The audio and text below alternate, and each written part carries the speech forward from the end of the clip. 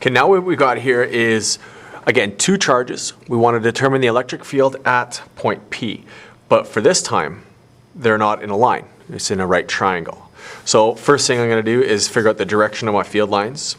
This is a positive, so that means I'm going to have some positive field lines coming out this way from that charge.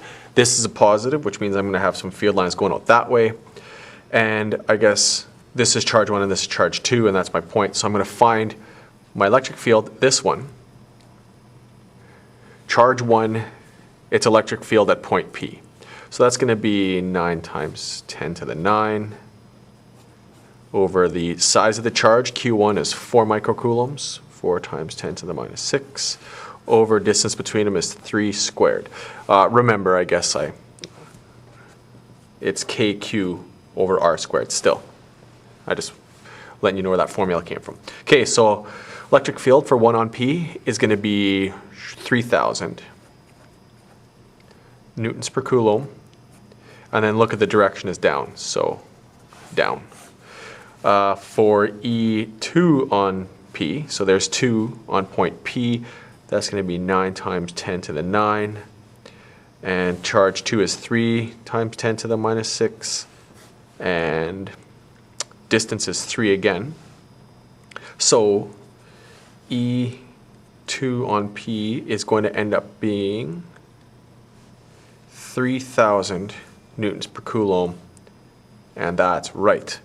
Okay, now my spidey sense is tingling here. This is 4, and this is 3, and everything else is exactly the same. How come I'm getting the same two numbers? So I just plugged this one in, I can see it on my calculator. So I'm going to redo this one and see if I made a mistake. So, yeah, I did. This should be 4,000. There we go. That's better.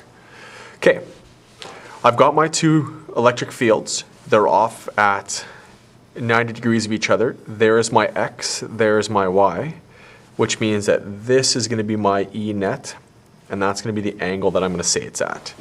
So my X is going to be 3,000, my Y is going to be 4,000, so it's 3 over 4 when I want my angle anyways. So my E net is going to be the square root of X squared, so 3,000 squared, Y squared, 4,000 squared. So E net ends up being equal to 3, 4, 5 triangle, so 5,000 newtons per coulomb, and then I want to know my direction. So that's going to be tangent of theta is opposite over adjacent, so 4 over 3, which ends up giving me 53 degrees.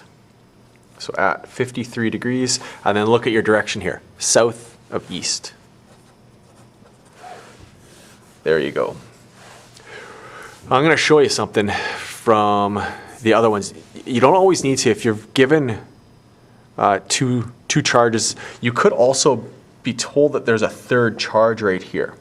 And then that turns into your right triangle from the previous question, and I have it right here. It's still pre-solved. Remember this right triangle? Well, usually you're going to get parts A's and B's. Part A is going to be asking you to find that net charge right here. Find the net force, and we did that. We found our net force to be this. But if we wanted to, or actually we're not going to want to, we're going to be told to, our part B might be to find the electric field at this point. What's your net electric field as well?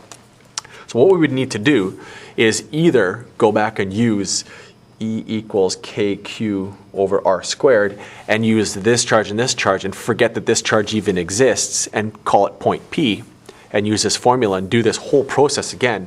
Or you can just go E equals F over Q. Remember, this is the force that the test charge Q experiences because of the electric field. Well, this one's making an electric field, and this one's making an electric field, and this thing right here is experiencing a force. What's the force? That.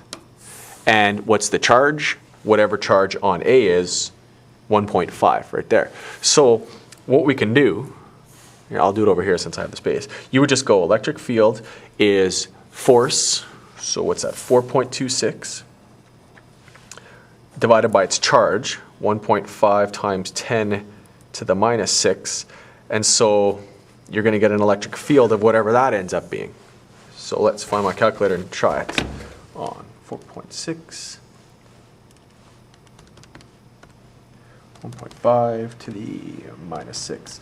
Okay, so that gives me 2.84 times 10 to the 6th newtons per coulomb. And then we also need to have a direction on here. So if you look at this thing, if it's positive, it is going north of east.